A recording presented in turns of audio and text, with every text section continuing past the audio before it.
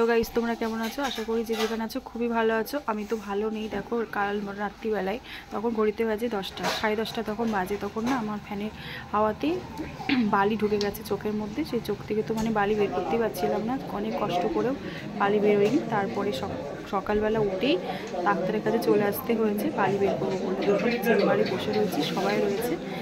তা কী বলবো, মানে এত কষ্ট হচ্ছিল না, বালিটা কিছুতেই বেরোচ্ছিল না। আমার হাজব্যান্ড কত মানে বের করার চেষ্টা করেছে কিন্তু পারিনি। শেষমেশ আমার ডাক্তারের কাছে আসতেই হলো।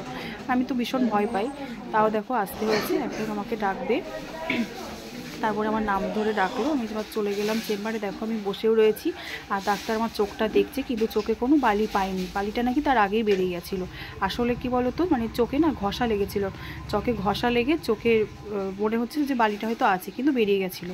আর আমি তো বিশাল ভয় পাচ্ছিলাম, এত ভয় পাচ্ছিলাম না, সেই মানে কী বলবো, উঠবোই না। তো আমার হাজব্যান্ড বলছে কিছু হবে না, তুমি যাও, শুধু খালি একটু দেখবে।